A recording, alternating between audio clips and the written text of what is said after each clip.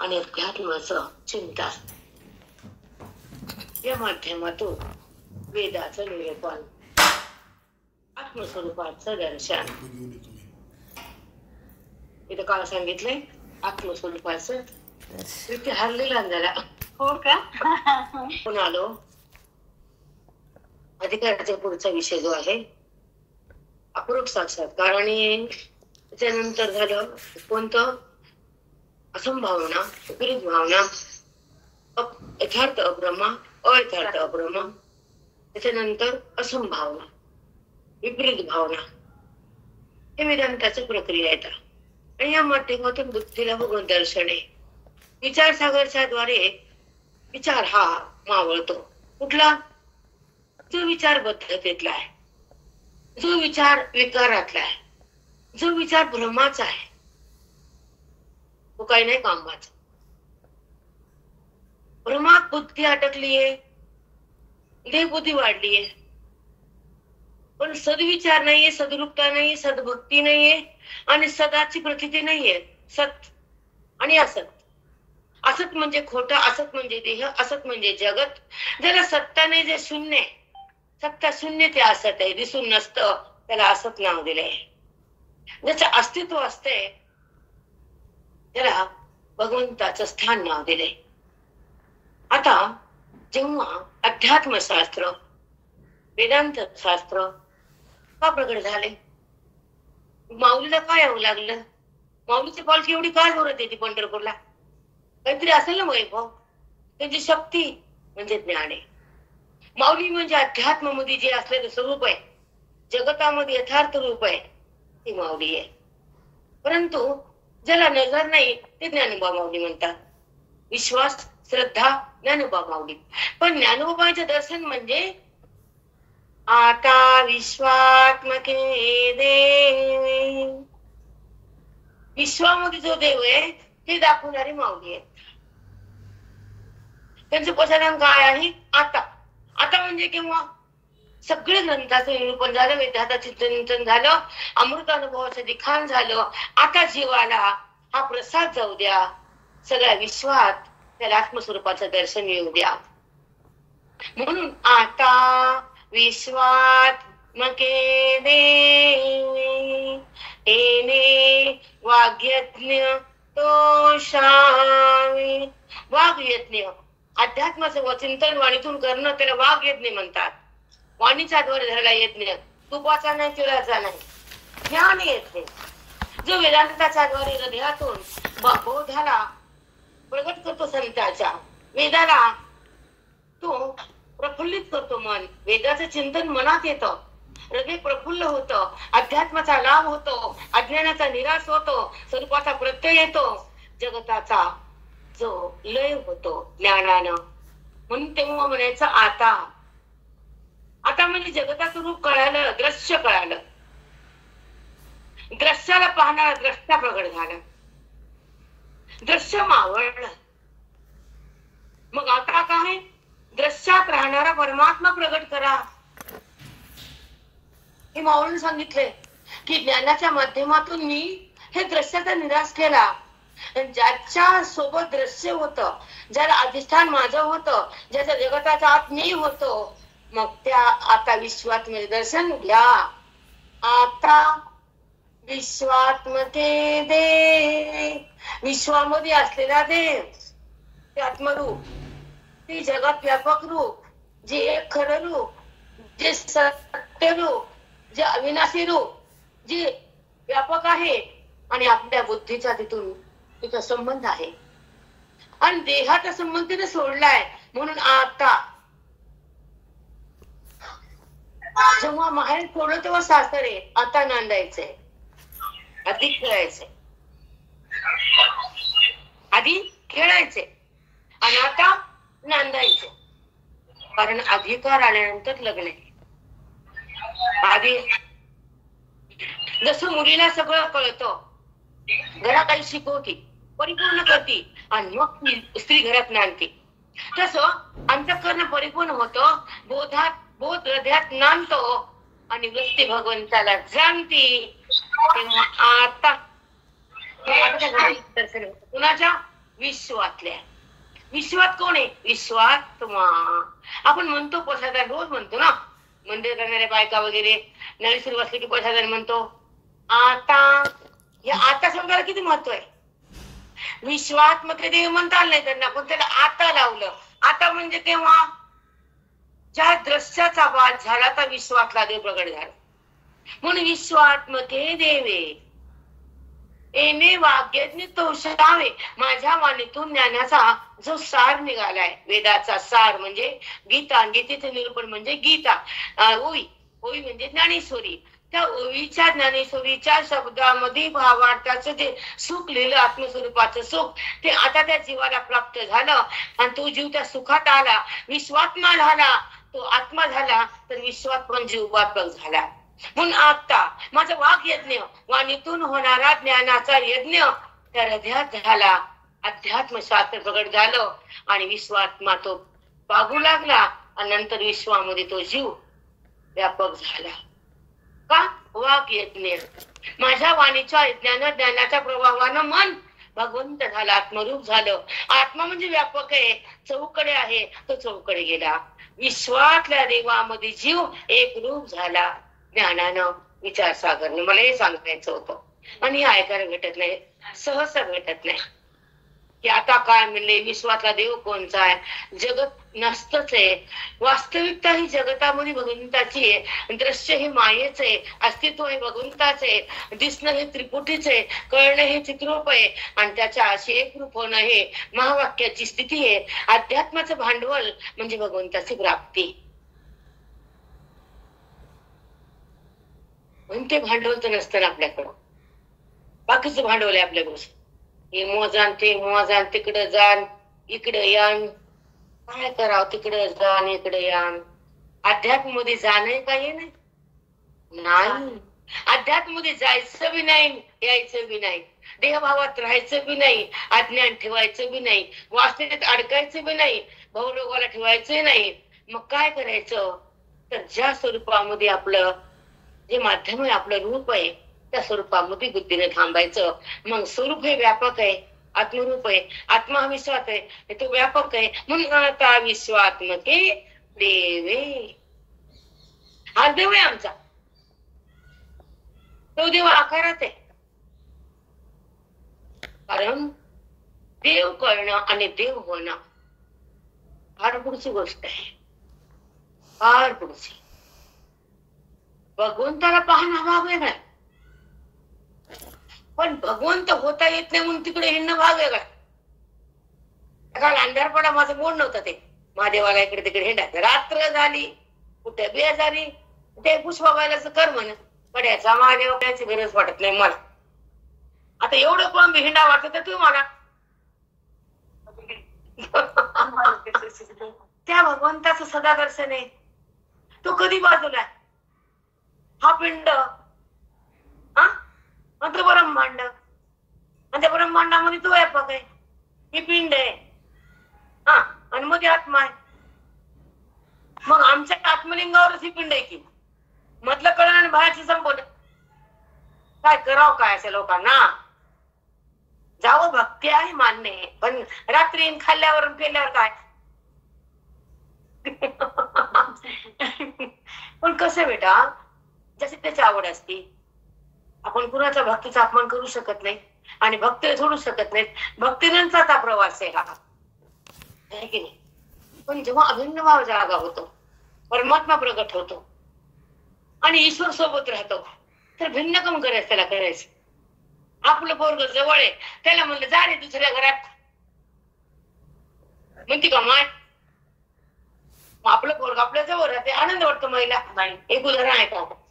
आपला मुलगा आपल्या सोबत आहे, त्या महिला आनंद आहे की नाही? मग आमचा आत्मा आपल्या सोबत आहे, मग त्याला बॉल तुला करायचं, त्या पोराला माझ्या समोरच्या घरात जा, तुला मी पाहते, टक टक पाहते. तसंच की भगवंताला पाहते. फरक काय?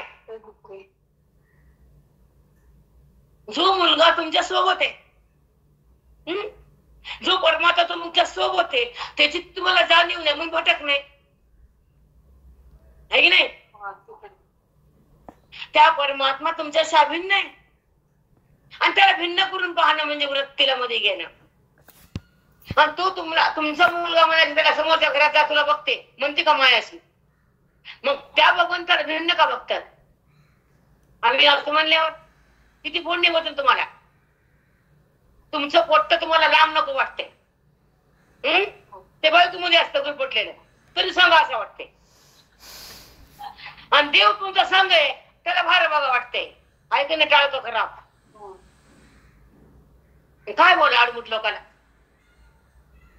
त्याला काही कळतच नाही. चल बाबा बघ, पण देवाला बघायला जगाला बघा घरी उत्तम स्थिती ना भगवंताची ओढ आहे, काही ना काही वैर आहे. पण आमचा परमात्मा जे आमच्याशी अभिन्न आहे त्याला भिन्न का करावं आम्ही? हे ओळखून भक्ती आहे. सरळ तुमचा कधी कधी आहे. तुम्ही मंदिरात गेला देव आहे म्हणतात, आम्ही सदा आहे म्हणतात, आहे की नाही फरक?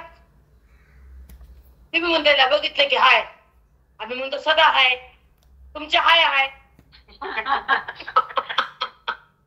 तुम्हाला जेव्हा दिसलं तेव्हाच हाय, काय आहे काय नाही.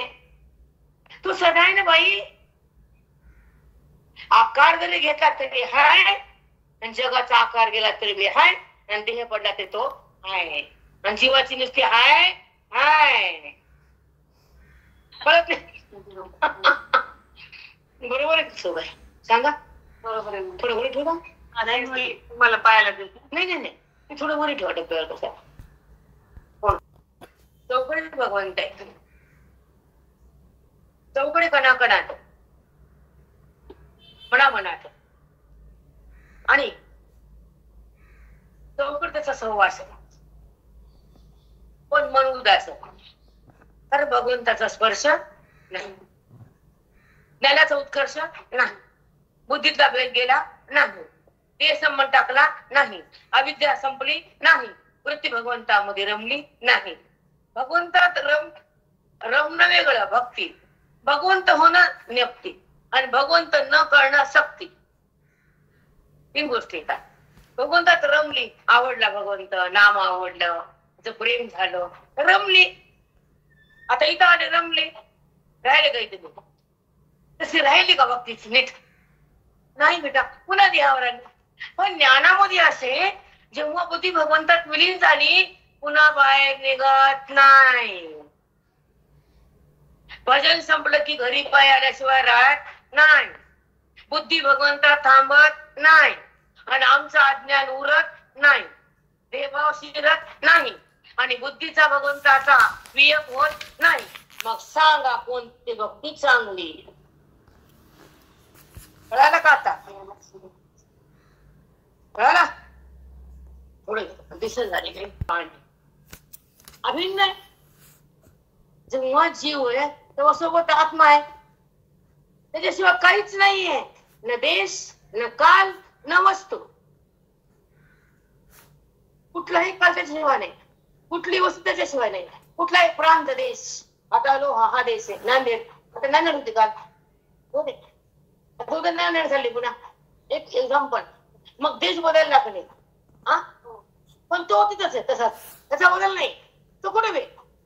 मग वस्तू देश काल परिच्छिन्न मी आहे, म्हणजे सोडून नाही मी.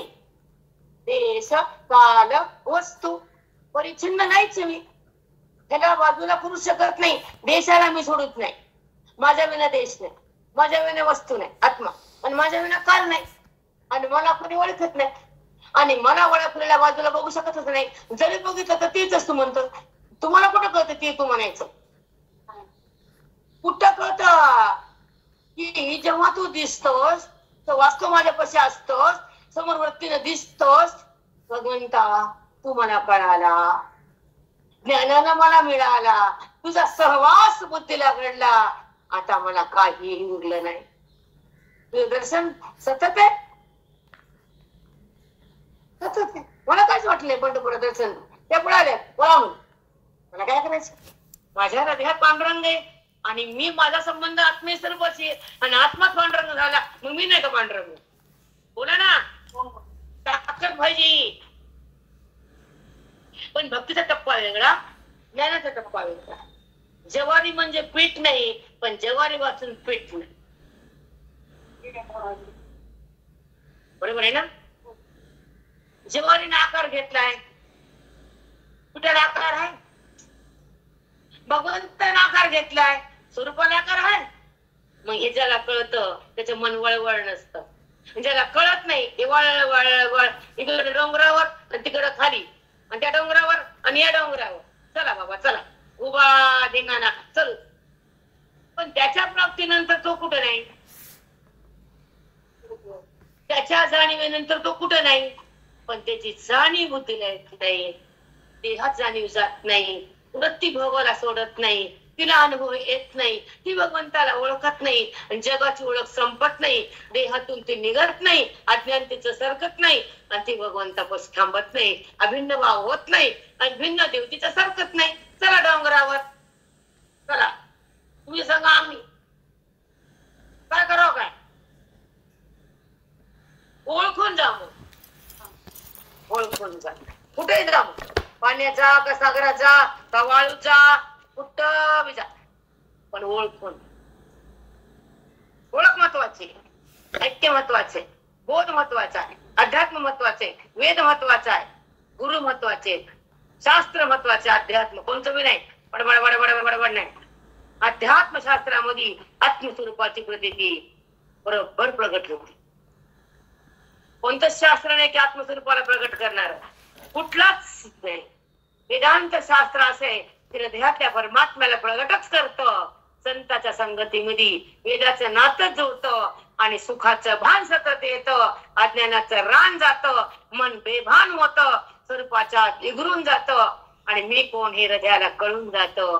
हे नातं महान असतं, हे नातं तुम्हाला दिसत म्हणलं चल पण नका. ज्ञानोबा सगळ्यांना मुक्त वा मोज नाही माप नाही, आहे का मोजमाप. पण अध्यात्माचं चिंतन फार मुश्किल मिळतं. अवच्छिन्न, परिच्छिन्न, भिन्न,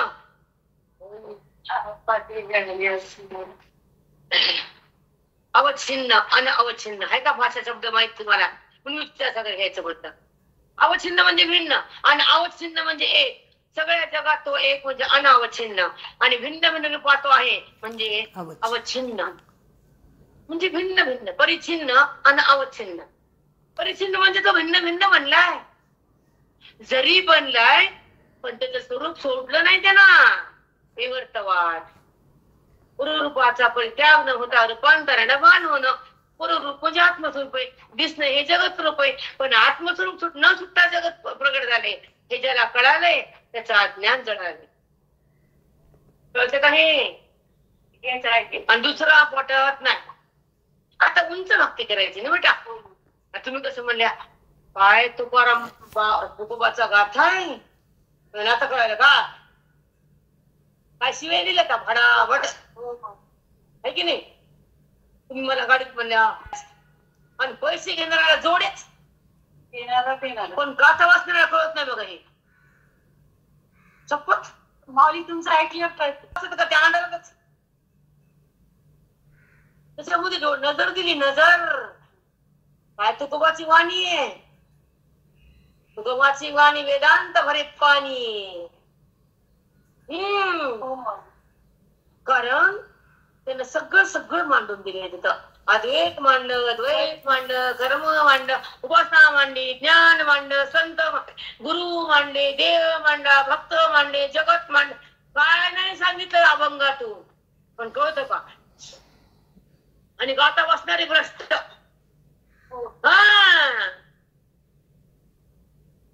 कुठं कुठं शिवे दिले सांग बरं मला वाचणाऱ्याला. सांगते लावत होते, सांगत अभंग घेत नाहीत, घेत नाहीत ते अभंग. आणि वाचणारी म्हणतात नाही नाही नाही, आम्हाला नाही सांगायचं, आम्हाला नाही बोलायचं तसलं. किती अगोदर सांगे गातात काय सांगत ते, काय अभंग आहेत. वा वा वा वा वा वा, काटा काढायला सुद्धा देव यायला आला की नाही भंडाऱ्या माळ्यावर. किती धावून आला पांडुरंग, कमून आला? पांडुरंगालाच भांडतात.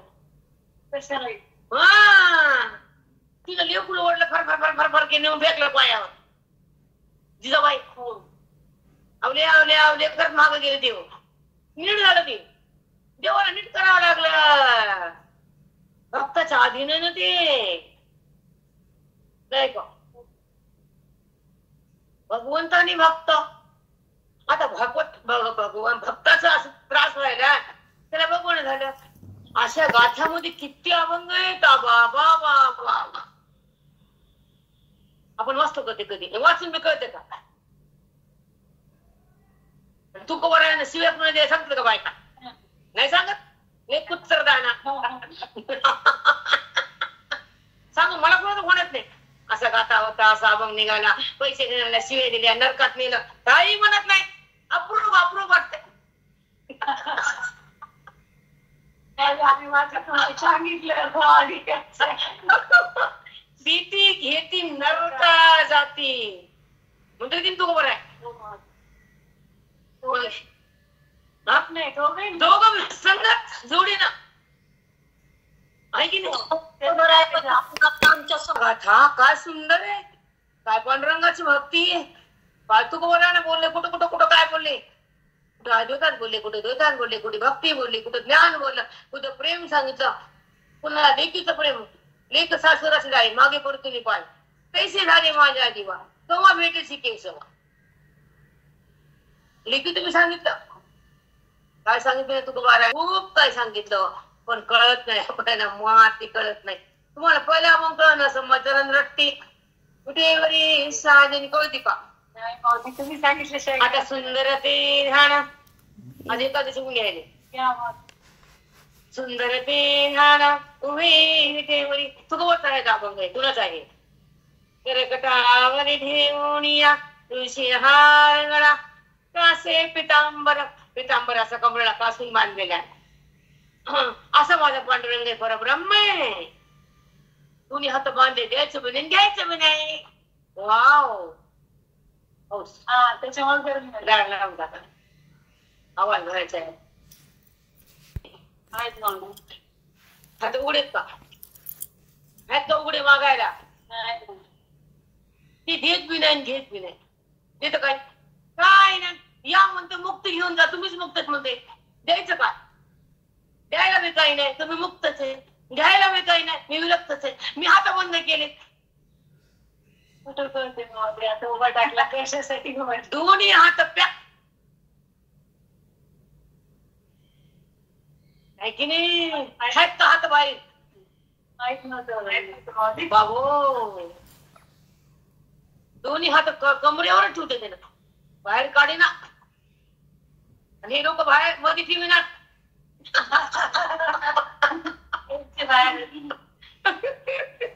पण पांडुरंगा बघते नाही लोक अवघड आहे कारण भगवंता तरी बघा काय त्यांचे हात कुठे आहेत ते कमरे पॅकून टाकले हात काय रूप दिसते आहे की नाही आता जेव्हा आपण काकडा म्हणतो भगवंता राळवतो ए विठ्ठले माझी माऊली गरडावून बसून कैसा हा मग येई कुणाला म्हणलं त्या भगवंताला कारण त्याचं पाहायला भक्त आतुर झाला ए ओ विठू माऊली हिळा बसून कर वाट मी पाहे हिळा पितांबर कसा दुगनी झळकला गरडावर बसून माझा कैवारी आला तर वैकुंठातून आला ते कुठून आले वैकुंठातून आले मग पितांबर घातलाय आणि गरडावर बसलाय पण ते रूप त्यानं एका व्यापकातून प्रकट झालाय वैकुंठ जिथं वाणी कुंठ होती त्याचं वर्णन करताना ते वैकुंठ ज्या भगवंताचं स्वरूप यथार्थ करण्यासाठी आत्मज्ञान ज्ञानाला सुद्धा वाणी वेदाला पण वाणी कुंठित झाली भगवंताचे यथार्थ स्वरूप वर्णन करण्यासाठी शब्द पण माघारी आला ते ती स्थान म्हणजे वैकुंठ वायखरी वाणी कुंठित झाली ती स्वरूपाच्या स्थितीतून पांडुरंग बाहेर आले पंढरपुरामध्ये भक्तासाठी विठ्ठल थांबले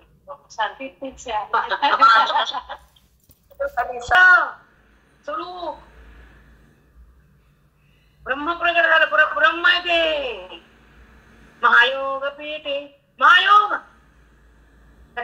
वरताव हे की नाही. छोटे मग चंद्रलोकेच्या काठी पुंडलिकासाठी काय सुंदर आहे. त्याचा सुद्धा भाव वाढतो. आपला विषय नाही तो, पण तो प्रगट झालाय भक्तासाठी, व्यापक झालाय मुक्तासाठी, हृदयात आलाय त्या देहासाठी, आणि तो ओवीत बसलाय मुक्तीसाठी, जीवाच्या उद्धारासाठी. ओवीमध्ये त्याचं चिंतन केले भगवंताचं, केलंय का? तो कसा आहे, तो कसा आहे, तो कुठे. माऊलीने तेच काम केलं की. माऊलीनं ज्ञानेश्वरी काय लिहिली? त्याचं नाव ज्ञानी, ज्ञानाचा ईश्वर, ज्ञानेश्वर, ज्ञानाचा ईश्वर हे ज्ञानेश्वर. आणि सांगितलं पण ज्ञानेश्वरी अज्ञानाचा निवृत्ती होण्यासाठी, देहभाव टाकण्यासाठी, जीवाला दुःखातून काढण्यासाठी आणि अंतरातल्या पांडुरंगाला भेटण्यासाठी ज्ञानेश्वरी. ज्ञानेश्वरी नाव हरिपाठ, तोच आत्मा हरी झाला नाही का. त्याचंच नाव हरी आहे. त्या स्वरूपाला नावात आणलं तो हरी. अज्ञानाचं हरण करतो, दुःखाचं हरण करतो, पापाचं चालन करतो, बुद्धीला ब्रह्मत्व देतो, संतांच्या सोबत हसतो, वैकुंठात तो खेळतो, विटेवर तो उभा राहतो आणि अंतःकरणात तो सतत राहतो. त्याचं नाव पांडुरंग हरी. नाही का? कसे बेटा हरिपाठ सुद्धा तुम्ही अवलोकन करा. अव्यक्त निराकार नाही जा आकार, जेथून चर अचर हरिसी म्हणे. तर आकार नाही, पण भक्तीसाठी आकार घेतला. मुक्तीसाठी वेदातून प्रगट झाला आणि जीवाच्या कल्याणासाठी ओळीमध्ये आला. ज्ञानोबा झाला परमात्मा. झाले का ज्ञानोबा? जगासाठी ते परब्रह्म ज्ञानोबा रूपानं खाली आलं. जगाला कुठं कळालं?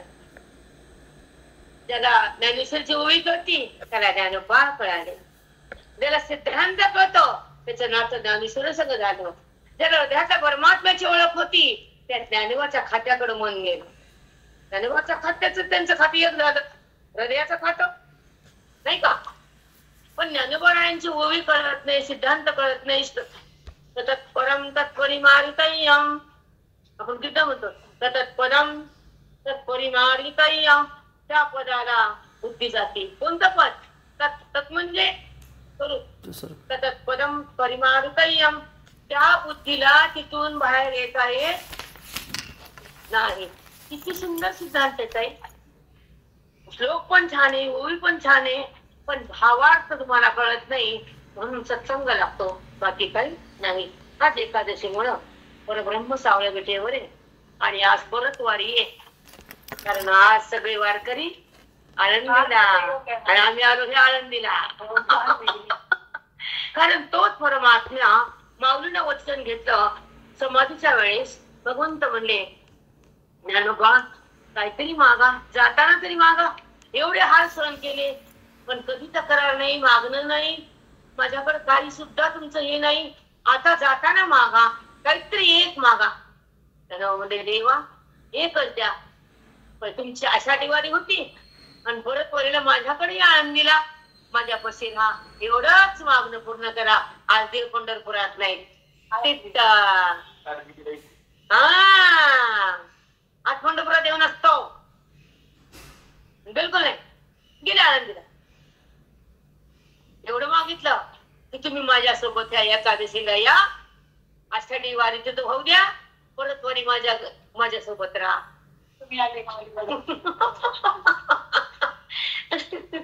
तुम्ही सांगा काय मागितलं? फक्त या. आणि माऊली तर पांडुरंगच आहे. पण जगासाठी ही वारी, वारकरी बरेच वारकरी तिकडे जातात आळंदीला. हो, मग घरी येतात. पण आता आपल्याला पंढरपूर भेटले छान वाटते. आता आम्ही आधीच जाऊन आलो, आमची वारी आधीच झाली. सिद्धपेठ, आळंदी, पंढरपूर आणि मग इकडं आता हे पंढरपूर. भगवंत परब्रह्म विटेवर उभं टाकलं.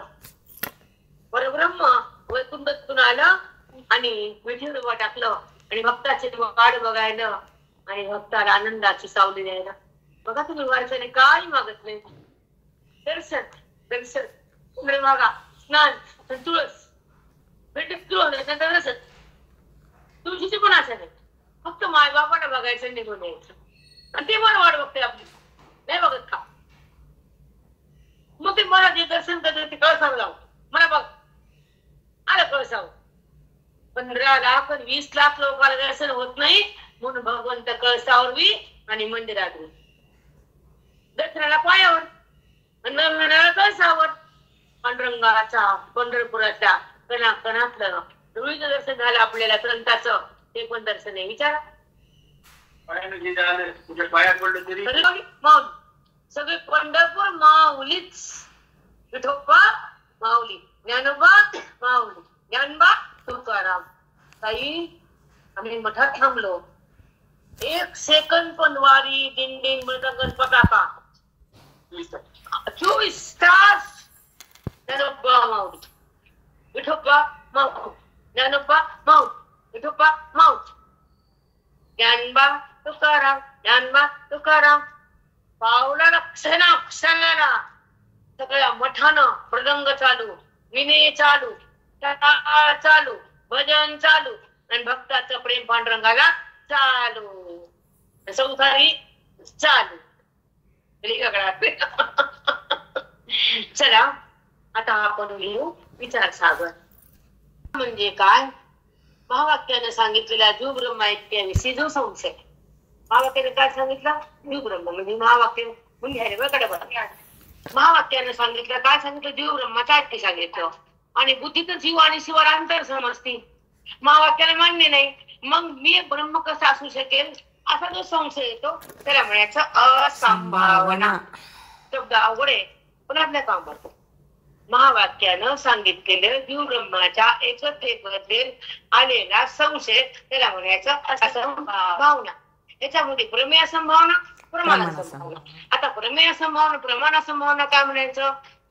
प्रमाण असंभावना जी वेदवाक्ये जी ब्रह्मा ऐक्य प्रतिपादन करतात, जी वेदाची वाक्ये जीव ब्रह्माचं एक सांगतात करतात किंवा कर्म उपासना प्रतिपादक आहेत. वेदांताच्या वाक्यामध्ये कर्म उपासना सांगितली का जीव ब्रह्माचं एकता सांगितली असा जो संशय आहे त्याला म्हणायचं प्रमाण संभावना. म्हणजे वेदांना काय सांगितलं? कर्म उपासना सांगितली का जीव ब्रह्माचं एकता सांगितली, कोणतं खरं हा जो संशय येतो त्याला म्हणायचं प्रमाण संभावना. आता प्रमेय संभावना जीव ब्रह्माचा अभेद हे वेदांत शास्त्राचे मुख्य प्रमेय आहे म्हणजे सिद्धांत आहे. जीव ब्रह्माचा अभेद आहे ते हा वेदाचा सिद्धांतच आहे. तुम्हाला पटो या न पटो तो जीव ब्रह्माचा अभेद सत्य किंवा भेद सत्य, जीवाचा ब्रह्माचा भेद सत्य का भेद सत्य ह्याचा हे जो संशय येतो त्याला म्हणायचं प्रमेय असंभावना. त्याचा आपण थोडा विस्तार करू. प्रमेय असंभावना कशाला म्हणायचं? जीवाचा आणि ब्रह्माचा भेद आहे हा भेद. आम्ही काय समजायचं? जीव ब्रह्माची एकता आहे का जीव ब्रह्माचा भेद आहे? आम्ही भेद होतो, आम्ही भेदात होतो. बेटा माझा आणि भगवंतामध्ये अंतर भेद आणि मी आणि ब्रह्म एक आम्ही, पण मी ब्रह्म आहे का मी देह आहे हेच कळत नाही. म्हणून जाणून व्यवहार केला तर पाप पुण्य नाही, न जाणता व्यवहार केला पाप पुण्य असं नाही. पण संसारिकाला हे ज्ञान नाही बेटा. याच्यापासून वंचितच लोक. प्रमेय असंभावना, प्रमाण असंभावना. प्रमाण असंभावनामध्ये वेदांतानं कर्म सांगितली का जीव ब्रह्माची एकता सांगितली ती कळत नाही लोकांना. मग जीव ब्रह्माची एकता का कर्म उपासना करावं? आम्ही कर्म उपासना करून जीव ईश्वराचं ज्ञान करत ते कमी करावं हे गुरु सांग. वेदाचं सांगणं वेगळं आणि ते ज्ञान गुरुकडून येणं वेगळं. कर्म उपासना ही सुरुवात आहे पण कर्म उपासना केल्यानंतर त्या भगवंताचं प्रत्यक्ष दर्शन आहे. म्हणून जीव ब्रह्माची एकता ज्ञानानं होती. पण ज्ञान किंवा भेटत कर्म उपासना निष्काम केल्यावर संताची भेट होती, संताचं ज्ञान येतं, देहभाव निघून जातो आणि भगवंताशी संबंध होतो. मग जीव ब्रह्माची एकता पण सांगितली आणि कर्म उपासना पण सांगितली. पण इथं बोलता येते थोडं बोला किंमत आहे ना. पर्यंत शाळेत गेले लेकरू 1 2 इंग्लिश 1 2 3 बरोबर आहे ना. पण जेव्हा जेव्हा अधिकार वाटतो मग त्याला पुढचं उच्च शिक्षण देता येतं. म्हणून वेदांत वाक्याच्या द्वारे जीव ब्रह्माची एकता आहे का जीव ब्रह्माचा उपासना आहे, ह्याला म्हणायचं प्रमाण असं. आता जीव ब्रह्माचा भेद आहे का जीव ब्रह्माचा अभेद आहे. मी ब्रह्म म्हणजे ईश्वर, ईश्वर म्हणजे एक म्हणजे आत्मा, आत्मा म्हणजे निर्विकार, निर्विकार म्हणजे सत्य, सत्य म्हणजे व्यापक, व्यापक म्हणजे मी, असत्य म्हणजे मरणार. मग हा देह मरणारा मी नाही, जगत दिसणारा राहत नाही, विषय खरे नाही. कारण कालांतरानं घर बांधत 100 वर्षांना खाली पडतात. थोडं घातलं दिसतं, 5 ग्रामचे अंगठे करा, 5 वर्षांना बघा 4 ग्राम वरती. मग प्रत्येक वस्तूला नाश आहे, पण परमात्मा अविनाशी आहे. मग मी अविनाशी आहे पण विनाशी जगताकडे माझं रोख आहे, त्याचं प्रेम आहे, त्याचा संबंध आहे, त्याची ओढ आहे आणि त्याचं ऐक्य आहे. म्हणून आपला संशय मी ब्रह्म कसा असू शकेल, ते माझं वाटतं. वाटतं की नाही? धन माझं वाटतं, पण जसा पांडुरंग खूप वाटतं. पांडुरंगाचा आणि बुद्धीचा अभेद आहे, पण ते प्रगत तुम्ही केलं नाही. अध्यात्मशास्त्र तुमच्या आत आलं नाही. जेव्हा तुमच्या आई घरात दाबला बसत होती तर या करता बसत होती की मला हे नको ते, तुम्हाला आता कळाय रे, खरं का खोटे? त्याची तपस्या आहे. मी तुम्हाला म्हटलं आता रूम मध्ये प्रीती आई नाही तुमचे, मला मनावर पण म्हणलं नाही. तुमच्या आई नाही का, तुमचे बाबा नाही. घरामध्ये ज्या रूम मध्ये होते आईची रूम आहे तुमच्या, ओके. पण आज तुमचं घर बांधून आहे, काय पुण्य तुमच्या आईचं बेटा. माय बाप पासून पोरं एकत नाही. माय म्हणते इकडं, बाप म्हणतो तिकडं. तसं आहे का तुमच्या इथं? मग हे बघा ना तुम्ही 100 घर फिरा, 1000 घर फिरा, म्हणजे तुमच्या आईचं ज्या घरामध्ये हे आहे ना पुण्य, त्यांची तपस्या हे बघायची. तुम्हाला बोलेल ना आता, तुमच्या आई नाही, बाबा नाही, पण घर फुटलं नाही. त्याला म्हणतात गोकुळ. तुम्हाला ते आवडतं, कधी पण आवडतं. मी एकदा म्हणते की कधीतरी नाही म्हणतं मला हे होत त्या प्रमाण वेगळं आणि प्रमेय. मी ब्रह्म कसं असू शकेल? जीव ब्रह्माचं भेद सत्य का जीव ब्रह्माचं अभेद सत्य? भेद म्हणजे एक भिन्न, अभेद म्हणजे 2 एक. आणि आई ह्याला 2 एक, पण आईच्या द्वारे मुलगा आहे, आई नाही तर मुलगा पण नाही. बरोबर आहे ना? मुलगा आणि आई 2 दिसतात. मुलगा कोणाचा? आईचा. नीट लक्षात ठेवा. मुलगा कोणाचा? आईचा. मग मुलगा अंश तिचा, अंश अंशी बा. दिसायला 2 आहेत पण एकच आहे. तसं दिसायला मी आणि ईश्वर 2 आहे, पण असायला कारण दोघात तो एक आहे, दोघातला ब्लड एक आहे.